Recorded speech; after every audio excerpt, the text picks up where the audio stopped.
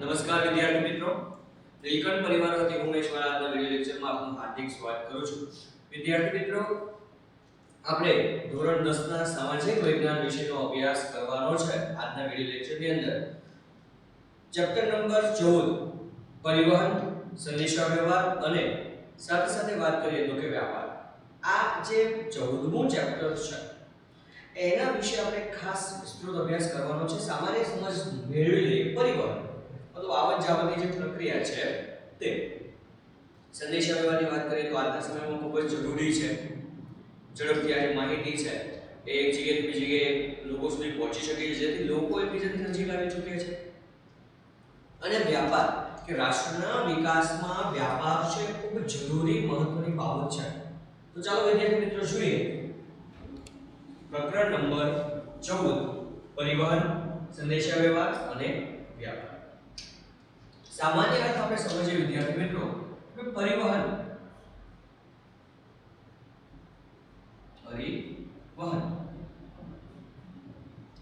કોને કહે તો કે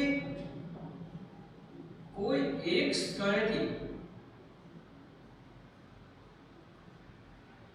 બીજા સ્થળે માલ સામાન કે માનવીની હેરફેરને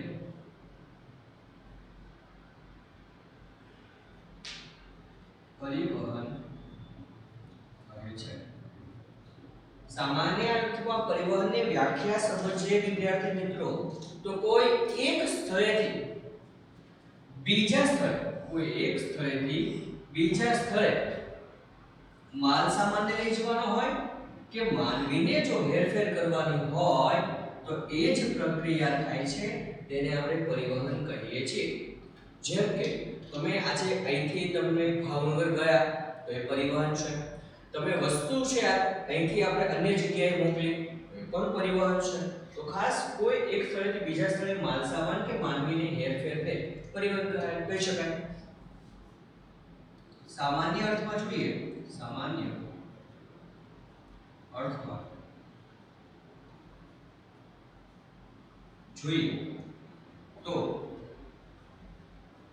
એક સ્થળેથી બીજા સ્થળે જવાની પ્રક્રિયા પરિવહન કહી શકાય. સામાન્ય અર્થમાં કોઈ એક સ્થળેથી બીજા સ્થળે જવાની પ્રક્રિયાને પરિવહન કહેવાય. જેમ કે તમે ઘરેથી શાળાએ આવો તો પણ એક પરિવહન પ્રક્રિયા છે, શાળાએથી ઘરે જાઓ તો પણ એક પરિવહન પ્રક્રિયા છે. આગળ વાત કરીએ વિદ્યાર્થી મિત્રો, કોઈ દેશ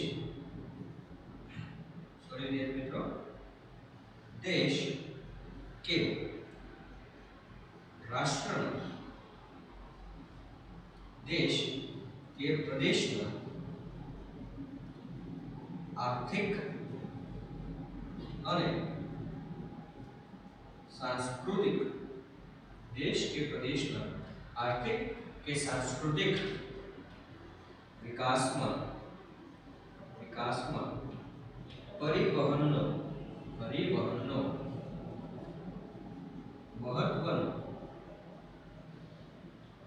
पालो છે. કે આપણે વાત કરીએ કોઈ પણ રાષ્ટ્ર છે, કોઈ પણ દેશ હોય, કોઈ પણ પ્રદેશ હોય, એનો વિકાસ ક્યારે થઈ શકે? જ્યારે પરિવહન શક્ય હોય ત્યારે, જ્યારે કંઈક નવું આપણે કહીએ કે નવી વ્યાપાર નીતિ છે, નવી સંસ્કૃતિ છે એમના સુધી પહોંચે ત્યારે એમ કહીએ કે એનો વિકાસ થઈ શકે. આપણે જોઈએ આજે પણ આ દેશની અંદર ઘણા બધા અંતરિયાળ ગામડાઓ છે જે સામાન્ય પ્રવાહથી ખૂબ જ અંદર છે, હજી પણ એનો વિકાસ નથી થયો કારણ કે એ લોકો સાથે જોડાયેલા નથી, પોતાના પ્રદેશમાંથી પરિવહન કરીને અન્ય જગ્યાએ પહોંચ્યા નથી એટલે એનો વિકાસ થયો નથી. પરંતુ આજે આપણે જોઈએ તો મોટા ભાગના પ્રદેશોનો જે આર્થિક કે સાંસ્કૃતિક વિકાસ છે એ શેના કારણે વધારે થયેલો જોવા મળે છે? પરિવહન વ્યવસ્થાના. જ્યાં પરિવહન વ્યવસ્થા વધુ ત્યાં એનો આર્થિક અને સાંસ્કૃતિક વિકાસ પણ વધારે જોવા મળે છે. માલ સામાન, આમ તો વાત કરી કે વસ્તુઓ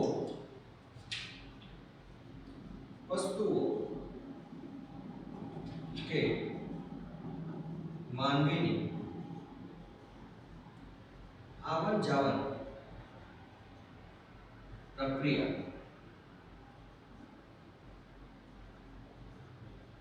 પરિવહનથી જ શક્ય બને છે. સામાન્યમાં કહ્યું કે વસ્તુ અને માનવીની પ્રક્રિયા છે, એની આવન જાવન પ્રક્રિયા છે, એ પરિવહનથી શક્ય બને. પરિવહન દ્વારા જ વસ્તુ કે માનવી છે એક સ્થળેથી બીજા સ્થળે આવ જાવ કરી શકે છે. આ ઉપરાંત કહીએ કે કોઈ દેશના ઔદ્યોગિકરણ,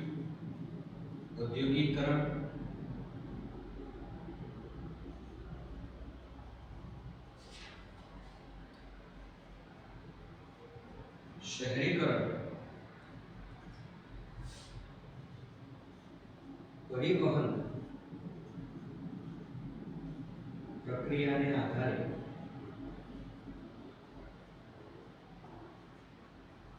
વિકસી છે. કે આજે આપણે વાત કરીએ કોઈ દેશ કે પ્રદેશની જે ઔદ્યોગિકરણ, એની અંદર જે ઔદ્યોગિકરણ થયું છે એટલે કે ઉદ્યોગોનો વિકાસ થયો છે, શહેરીકરણ થયું છે, તે મોટા ભાગે આપણે વાત કરીએ તો કે પરિવહનની પ્રક્રિયાના આધારે જ તે વિકાસ થયેલો જોવા મળે છે. આગળ વાત કરીએ વિદ્યાર્થી મિત્રો,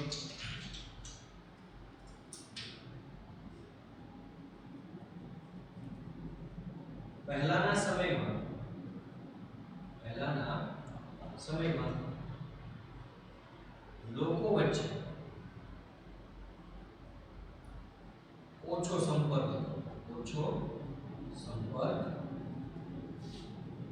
હતો. આપણે સામાન્ય જોઈએ કે ભાઈ પહેલા એકબીજા લોકો છે એની વચ્ચે સંપર્ક પ્રક્રિયા કેવી હતી, ખૂબ જ ઓછી હતી, એકબીજાથી દૂર હતા. કેમ?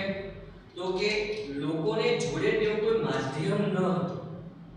જેની જગ્યાએ આજે વાત કરીએ કે સંદેશા વ્યવહારના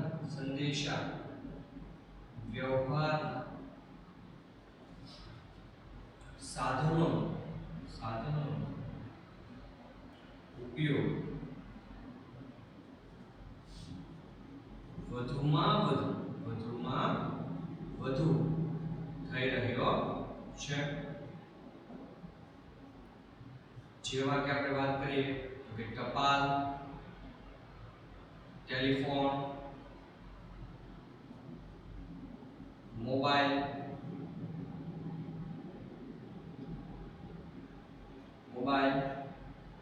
અને ઇન્ટરનેટ સેવાનો વ્યાપક ઉપયોગ થઈ રહ્યો છે. સામાન્ય જો પહેલાના સમયમાં લોકો એકબીજાની વચ્ચે સંપર્ક બહુ ઓછો હતો, એકબીજાથી જોડાયેલા ન હતા, કારણ કે કોઈ માધ્યમ ન હતું એટલા માટે. પરંતુ આજે આપણે જોઈએ તો કે સંદેશા વ્યવહારના સાધનોનો દિવસે દિવસે ઉપયોગ વધી રહ્યો છે. જેમાં આપણે વાત કરીએ તો કે ટપાલ છે, ટેલિફોન છે, આજે આપણે જોઈએ મોબાઈલ તો ઘરે ઘરે હશે અને વ્યક્તિગત હશે, બરાબર ને? એના પછી આપણે વાત કરીએ તો કે આજે ઇન્ટરનેટનું માધ્યમ છે, ખૂબ જ ઇન્ટરનેટ જે એક વૈશ્વિક જાળું છે, આજે આપણે એકબીજાને જોડવાનું કાર્ય કરે છે. તો આજે આ સેવાઓનો વ્યાપક પ્રમાણમાં ઉપયોગ થતા લોકો એકબીજાથી નજીક આવ્યા છે. ભારતે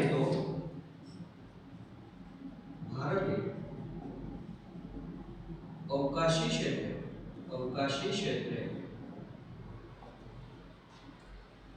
ઘણા ઉપગ્રહો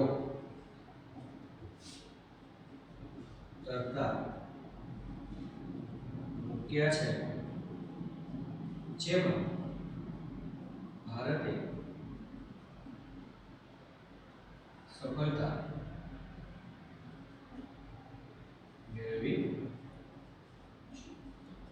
વાત કરીએ કે ભારતે અવકાશી ક્ષેત્રે પણ ઘણા બધા ઉપગ્રહો તરતા મૂક્યા છે, સેટેલાઇટ આપણે જેને કહીએ છીએ, કે જેના દ્વારા આજે આપણે જો પહેલા તો એન્ટીના હતા, ટીવી હોય ને એમાં એન્ટીના હતા આવા,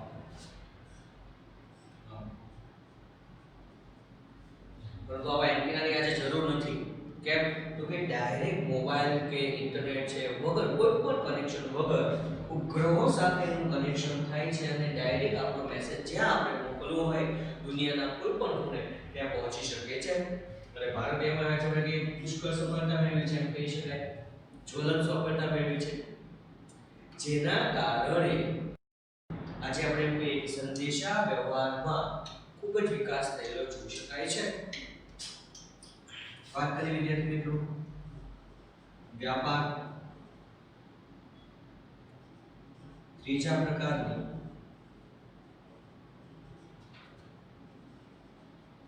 આર્થિક પ્રવૃત્તિ છે, આર્થિક પ્રવૃત્તિ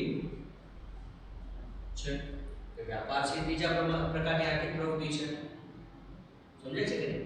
જેના દ્વારા આપણે વાત કરીએ કે વ્યાપાર છે, વ્યાપાર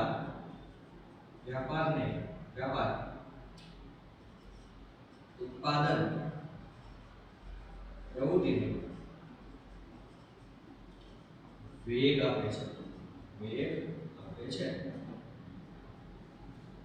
મિત્રો આપણે આગળના વિડિયો લેક્ચરની અંદર ભણી ગયા છીએ અર્થકારણનું માળખું, જેમાં આપણે પ્રાથમિક ક્ષેત્ર, દ્વિતીય ક્ષેત્ર એટલે કે માધ્યમિક ક્ષેત્ર અને ત્રીજું સેવા ક્ષેત્ર. તો જે વ્યાપાર છે એ વ્યાપાર આપણે વાત કરીએ તો શેમાં આવે છે? ત્રીજા ક્ષેત્રમાં, સેવા ક્ષેત્રમાં આવે છે. મતલબ વ્યાપાર ત્રીજા પ્રકારની આર્થિક પ્રવૃત્તિ છે, જેના કારણે ઉત્પાદન પ્રવૃત્તિને શું મળે છે? વેગ મળે છે, એટલે કે ઉત્પાદન પ્રવૃત્તિ ઝડપી બને છે. આગળ જોઈએ વિદ્યાર્થી મિત્રો, કોઈ પણ રાષ્ટ્ર સંપૂર્ણપણે સ્વાવલંબી હોય શકે નહીં. કોઈ પણ રાષ્ટ્રની આપણે વાત કરીએ સંપૂર્ણ સ્વાવલંબી ન હોઈ શકે. સંપૂર્ણ સ્વાવલંબી શબ્દનો અર્થ આપણે સમજીએ છીએ માત્ર ને માત્ર પોતાના ઉપર આધાર રાખવો, બીજા ઉપર આધાર ન રાખવો. પરાવલંબી એટલે બીજા ઉપર આધાર રાખવો, સ્વાવલંબી એટલે પોતાના ઉપર આધાર રાખવો. તો કોઈ રાષ્ટ્ર એવું ના હોય કે એ દેશમાં સંપૂર્ણ બધું જ મળી રહે, એને ક્યારે બીજા ઉપર આધાર રાખવો જ ન પડે એવું બની શકે નહીં. મતલબ કે એકબીજા દેશોમાં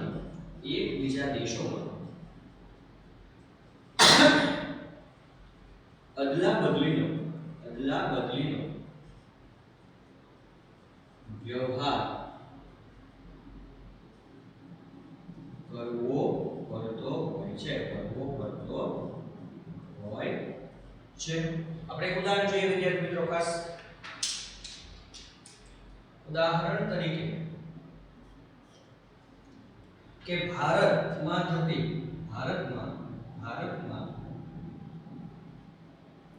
થતી કૃષિ પેદાશોને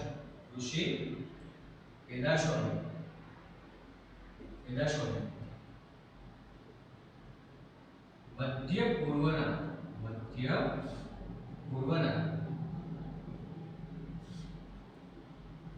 દેશોમાં મોકલે છે, મતલબ નિકાસ કરે છે. હવે મોકલવું એટલે વેચાણ એટલે નિકાસ. કે ભારતની અંદર જે કૃષિ પેદાશો તૈયાર થાય છે એ કૃષિ પેદાશોને મધ્ય પૂર્વના જે દેશો છે તેમાં આપણે મોકલીએ છીએ. ઈરાન, ઇરાક, કુવૈત સર્વે જે મોટાભાગે રણ વિસ્તાર છે ત્યાં કોઈ પણ પ્રકારની ખેતી થઈ શકતી નથી, તો ત્યાં આપણે આવા કૃષિ પેદાશો છે એને મોકલીએ છીએ. જ્યારે ત્યાંથી ખજૂર અને ખનિજ તેલની આયાત કરીએ છીએ. કે જો આપણે અહીંથી કૃષિ પેદાશો છે એ મધ્ય પૂર્વના દેશોમાં મોકલીએ છીએ અને ત્યાંથી ખજૂર અને જે ખનિજ તેલ છે એ ખનિજ તેલ આપણે શું કરીએ છીએ આયાત કરીએ છીએ આયાત કરવી એટલે ખરીદીએ છીએ તો વિદ્યાર્થી મિત્રો આ રીતે આપણે આ ચેપ્ટરની અંદર આપણે ત્રણ બાબતોને અત્યારે ખાલી સમજ મેળવવી કે પરિવહન આપણે જે પહેલા સમજ મેળવી છે ને મેળવી પરિવહનની સમજ મેળવી કે ભાઈ એક સ્થળથી બીજા સ્થળે માલ સામાનની માનવીની હેરફેરને પરિવહન કહે છે આપણે સંદેશાવ્યવહારની પણ વાત કરી આગળ જોઈએ કે પહેલાના સમયમાં લોકો વચ્ચે સંપર્ક ઓછો હતો ધીરે ધીરે સંદેશાવ્યવહારના સાધનોનો વિકાસ થવા લાગ્યો જેનાથી લોકો એકબીજાના સંપર્કમાં આવ્યા અને છેલ્લે આપણે વાત કરી વ્યાપાર નીતિની તો આપણે અહીંયા ત્રણની ખાલી સમજ મેળવી સૌપ્રથમ આપણે વિદ્યાર્થી મિત્રો પરિવહન વિશે અભ્યાસ કરવાનો છે તો અહીં આપણે પરિવહનની થોડીક સમજ મેળવી લઈએ પછી આપણે એના જે અલગ અલગ પ્રકારો છે પરિવહનના સડક માર્ગો છે રેલવે માર્ગો છે એના વિશે વિસ્તૃત અભ્યાસ કરીશું સૌપ્રથમ આપણે પરિવહન વિશે સમજીએ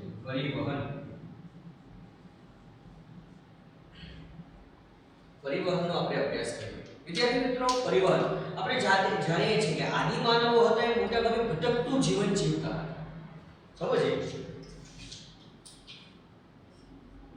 આદિ માનવ ભટકતું જીવન જીવતો હતો કેમ ભટકતું જીવન જીવતો હતો વિદ્યાર્થી મિત્રો આપણે જાણીએ છીએ આગળના ધોરણમાં ભણી ગયા કે ભાઈ આદિ માનવ છે ભટકતું જીવન જીવતો હતો કેમ કારણ કે આપણે જાણીએ છીએ કે ભાઈ ખોરાકની શોધમાં પરંતુ ખેતીની શોધ થતા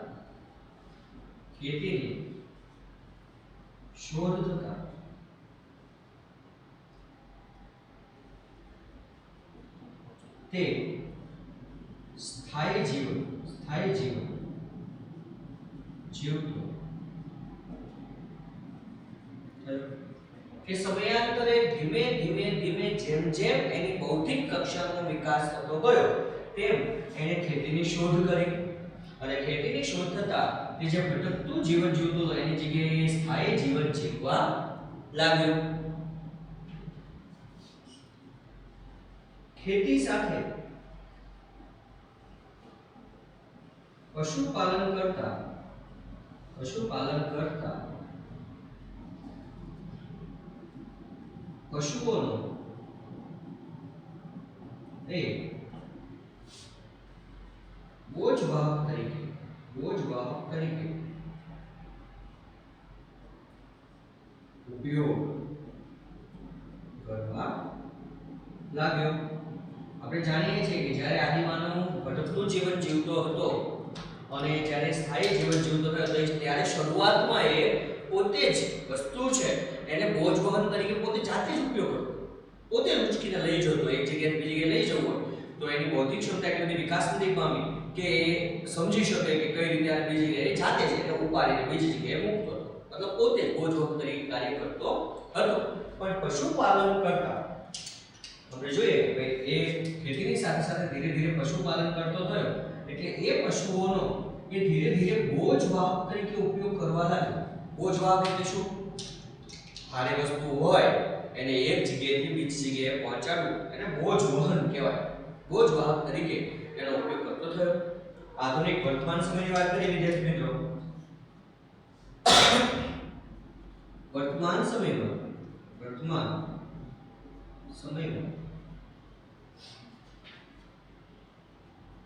પશુઓને બદલે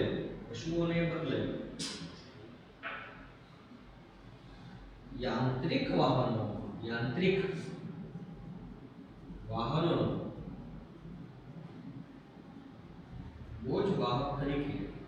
બોજવાહક તરીકે ઉપયોગ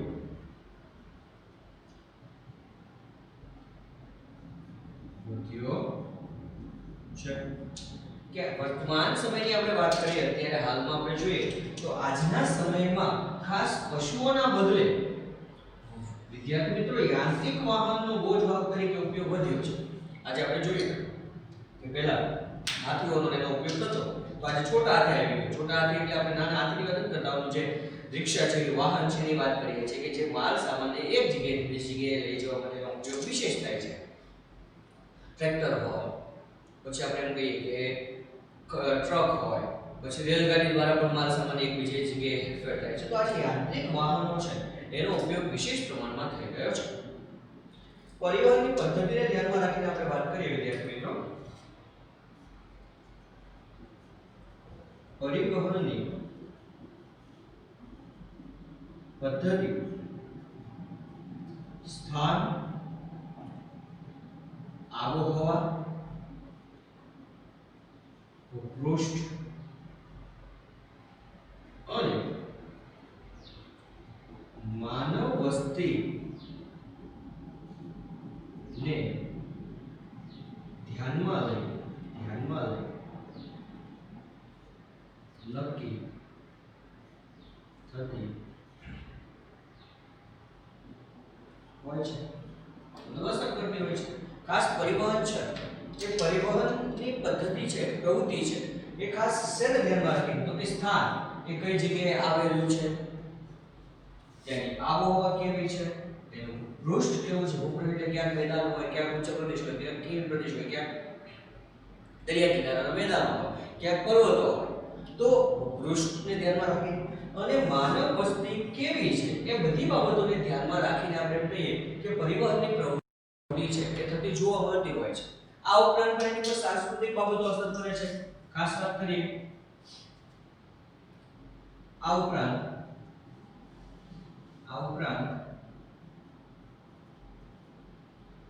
તકનીકી વિકાસ, આર્થિક વિકાસ,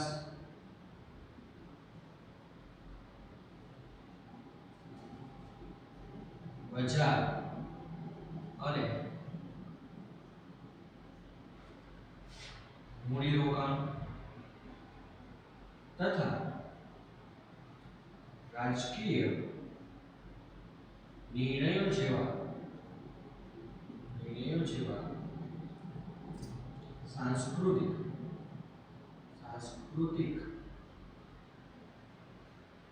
પરિબળો પણ ભાગ ભજવે છે અથવા અસર કરે છે. કે પરિવહન ઉપર આપણે વાત કરીએ, સ્થાન, આબોહવા, ભૂપૃષ્ઠ, માનવ વસ્તી વગેરે તો અસર કરે જ છે, પણ આ ઉપરાંત તકનીકી વિકાસ કે તે પ્રદેશનો તકનીકી વિકાસ કેવો છે, તકનીક એટલે ટેકનોલોજીનો વિકાસ કેવો થયેલો છે, ત્યાં આર્થિક વિકાસ કેવો થયેલો છે, ત્યાં બજાર કેવું છે, મૂડીરોકાણ કેટલા પ્રમાણમાં થયેલું છે, ત્યાં રાજકીય વ્યવસ્થા કેવી છે, આ દરેક બાબતોને ધ્યાનમાં રાખીને પરિવહન છે એ થતું જોવા મળે છે. મોટા ભાગે આપણે વાત કરીએ કે મેદાની પ્રદેશમાં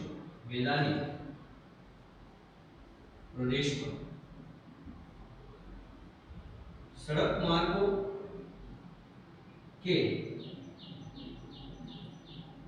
રેલ માર્ગીય પરિવહન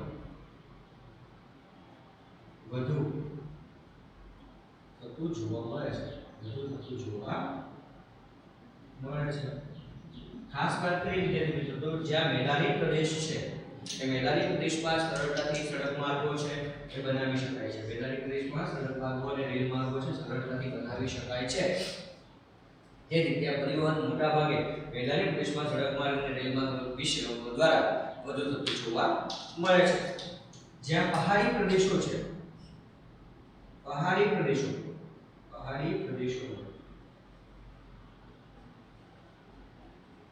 હાલમાં પણ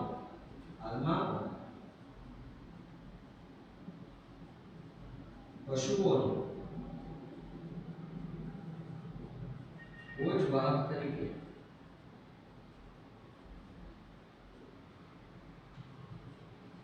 ઉપયોગ થાય છે.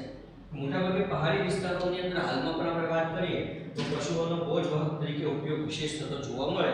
જેમ કે આપણે વાત કરીએ તો કે હિમાલય પ્રદેશની અંદર યાક નામનું પ્રાણી, ઉદાહરણ તરીકે હિમાલયમાં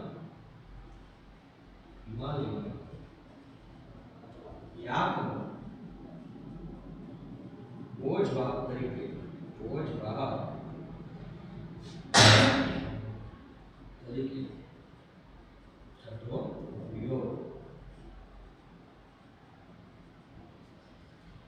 કે હિમાલયમાં યાકનો બોજવાહક તરીકે ઉપયોગ થાય છે, બરાબર ને? આવી રીતે માનવીનો પણ બોજવાહક તરીકે ઉપયોગ થાય છે. માનવીનો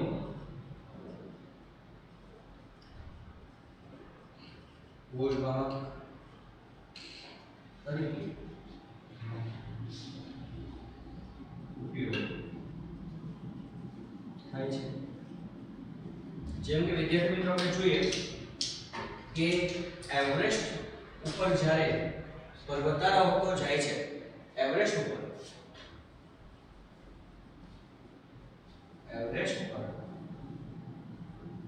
પર્વતારોહણ દરમિયાન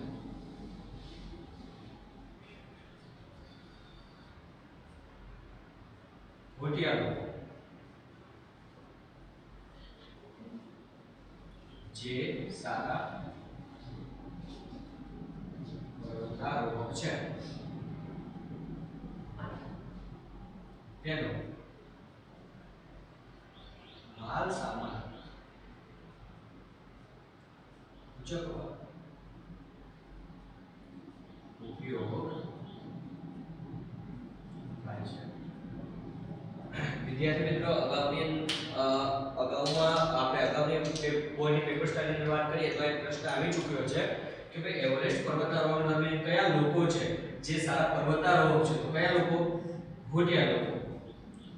ભોટિયા લોકો એટલે આપણે જેમ કાઠિયાવાડી છે એમ જે એવરેસ્ટ રોહણ દરમિયાન ત્યાં જે રહેનારા લોકો છે ને ભોટિયા લોકો કહેવાય છે.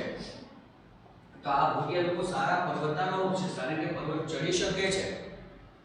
અને જ્યારે એવરેસ્ટ ઉપર જ્યારે કોઈ વ્યક્તિ પર્વતારોહણ કરવા માટે જાય છે ત્યારે ભોટિયા લોકો તેમની સાથે જાય છે અને સાથે પોતાનો માલ સામાન પણ ઉંચકવા માટે તેમને મદદ કરે છે. આ ઉપરાંત પહાડી વિસ્તારોમાં જંગલમાં હાથી, ખચ્ચર અને ઘોડા જેવા પશુઓ બોજવાહક તરીકે ઉપયોગ થાય છે. ઊંટ રણનું શ્રેષ્ઠ બોજવાહક પ્રાણી છે. શ્રેષ્ઠ બોજવાહક પ્રાણી છે. આપણે જાણીએ છીએ કે જંગલ વિસ્તારની અંદર જે કેટલાક શક્તિશાળી પશુઓ છે જેમ કે આપણે જાણીએ છીએ કે હાથી છે, ખચ્ચર છે, ઘોડા છે વગેરે પશુઓનો પણ બોજવાહક તરીકે ઉપયોગ થાય. એમાં આપણે જાણીએ કે રણનું જહાજ એટલે ઊંટ, કે રણની અંદર ખાસ બોજવાહક તરીકે ઊંટનો ઉપયોગ થાય છે. મેદાની પ્રદેશમાં આપણે વાત કરીએ કે તમે જોયું હશે કે ખાસ કઠિયારાઓ જે લાકડાઓ જંગલમાંથી કાપીને પોતાના માથા ઉપર ઉચકીને જતા તમે જોયા હશે. એવી જ રીતે રેલવે સ્ટેશને પર તમે માનવીને જોયા હશે કુલી, કે જે લોકોનો માલ સામાન છે એ એક જગ્યાએથી ઉચકીને બીજી જગ્યાએ લઈ જાય છે. તો આ રીતે આપણે વાત કરીએ કે પરિવહનની અંદર બોજવાહક તરીકે આજે આપણે જોઈએ તો પ્રાણીઓ, યાંત્રિક વાહનો અને સાથે સાથે આપણે એમ કહીએ કે માનવી પણ બોજવાહક તરીકે ઉપયોગ થઈ રહ્યો છે. તો એના પછી આપણે વાત કરીએ કે મિત્રો કે સડક માર્ગો, ખાસ પરિવહનની અંદર સડક માર્ગો અને ભૂમિ પરિવહન બે બાબતની વાત કરીએ. સડક માર્ગો અથવા કે ભૂમિ પરિવહન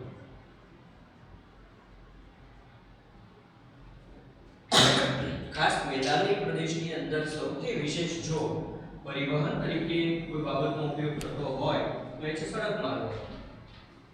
એમ કહી શકાય કે પ્રાચીન સમયથી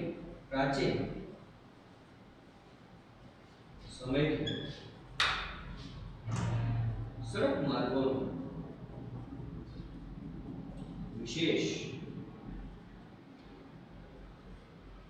ઉપયોગ થતો આવ્યો છે. હવે સડક માર્ગ છે એ આજકાલથી ઉપયોગમાં લેવાય તેવી કોઈ બાબત નથી. એ તો આપણે કહીએ કે પ્રાચીન સમયની વાત કરીએ કે પહેલાના સમયથી જ સડક માર્ગો છે એ બનેલા જોવા મળે છે. ખાસ વાત કરીએ વિદ્યાર્થી મિત્રો તો કે પ્રાચીન સમયમાં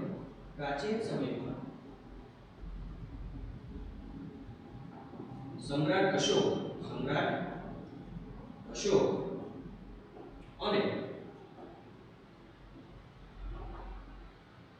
ચંદ્રગુપ્ત મૌર્ય ના સમયમાં સડકનું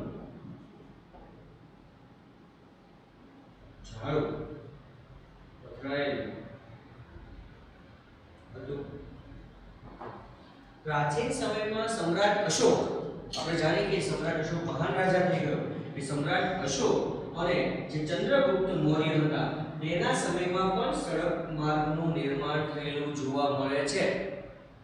સડક માર્ગ છે, આપણે એની વાત કરીએ તો સડક માર્ગ, રેલ માર્ગ, હવાઈ માર્ગ અને દરિયાઈ માર્ગ છે એ બધા એકબીજાના પૂરક બની રહે છે. શું છે? એકબીજાના પૂરક. સડક માર્ગ, રેલ માર્ગ,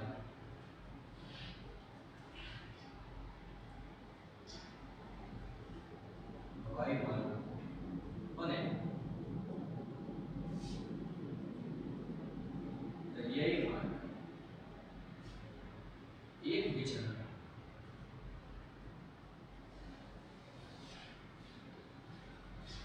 પૂરક બની રહે છે. સડક માર્ગ, રેલ માર્ગ, હવાઈ માર્ગ અને દરિયાઈ માર્ગ એકબીજાના પૂરક છે.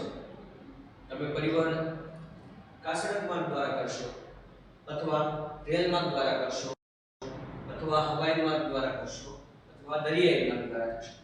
આ ચાર જે માધ્યમો છે એ ચાર પરિવહનના માધ્યમો છે. આ ચાર માધ્યમો દ્વારા જ આપણે એકબીજા સાથે પરિવહન છે શક્ય બને છે. સૌથી વધારે વાત કરીએ વિદ્યાર્થી મિત્રો સડક માર્ગના ગુણધર્મો જોઈએ. સડક માર્ગના ગુણધર્મો. શા માટે સડક માર્ગનો વિશેષ ઉપયોગ થાય છે? આપણે ગુણધર્મોની વાત કરીએ તો માલની સલામતી,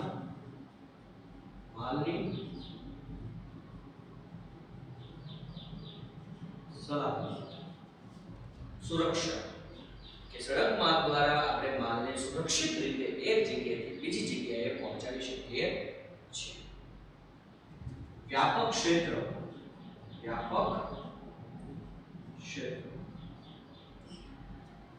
ક્યાંય સડક ન જાય તો બને ને.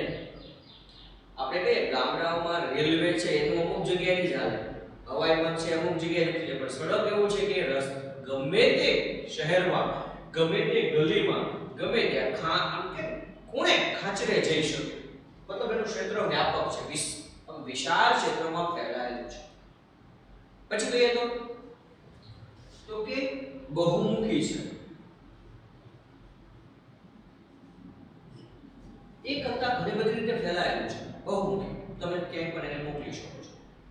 અને છેલ્લે આપણે કહીએ સસ્તું છે.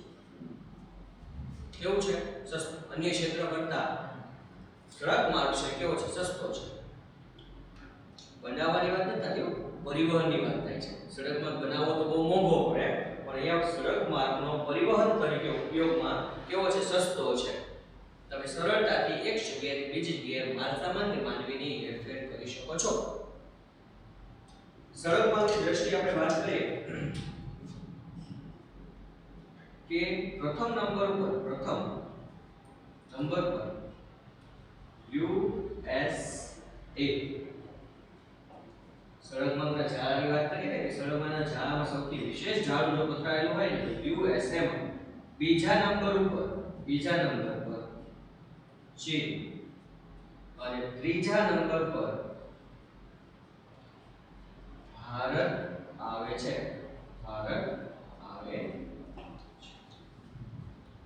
કે સડક માર્ગની વ્યવસ્થા દુનિયામાં આપણે વાત કરીએ, દુનિયામાં સડક માર્ગનું જે જાળું છે એ સૌથી વધારે USA માં ફેલાયેલું છે. અમેરિકાની અંદર યુનાઇટેડ સ્ટેટ્સ ઓફ અમેરિકા. બીજા નંબર ઉપર ચીન આવે છે અને ત્રીજા નંબર ઉપર ભારત આવે છે. એક જાણવા જેવી બાબતની વાત કરીએ વિદ્યાર્થી મિત્રો, ભારતમાં ભારતમાં 83% સડક માર્ગ, 9% રેલ માર્ગ, 6% હવાઈ માર્ગ અને 2% દરિયાઈ માર્ગનો ઉપયોગ થાય છે. સમજાય છે કે નહીં વિદ્યાર્થી મિત્રો? 100% થઈ ગયો છે કે આપણા દેશમાં જે 100% જે પરિવહન થાય એમાં 83% પરિવહન કોના દ્વારા થાય છે? સડક માર્ગો દ્વારા થાય છે. 9% પરિવહન કોના દ્વારા થાય છે? રેલ માર્ગો ધરાવે છે. 6% પરિવહન હવાઈ માર્ગો અને 2% પરિવહન છે દરિયાઈ માર્ગ ધરાવે છે. વિદ્યાર્થી મિત્રો, આજના વિડિયો લેક્ચરની અંદર આપણે માત્ર પરિવહન વિશે કેટલીક સામાન્ય માહિતી મેળવી અને પછીના વિડિયો લેક્ચરની અંદર આપણે સડક માર્ગોના જે પ્રકારો છે, જેમ કે રાષ્ટ્રીય ધોરીમાર્ગ છે, રાજ્ય માર્ગ છે, રાજ્યની અંદર જિલ્લા માર્ગ છે, ગ્રામીણ માર્ગ છે અને સરહદી માર્ગો છે. આ ઉપરાંત આપણે એક્સપ્રેસ હાઈવે પર કહીએ દ્રુત ગતિ માર્ગ, એના વિશે આવતા વિડિયો લેક્ચરની અંદર આપણે વિસ્તૃત અભ્યાસ કરવાનો છે. તમને મેં અગાઉ પણ કીધું છે, ભણ્યા બાદ એકવાર ચોપડીના પાઠ્યપુસ્તકનો અચૂક અભ્યાસ કરવો. બરાબર છે ને? ધન્યવાદ.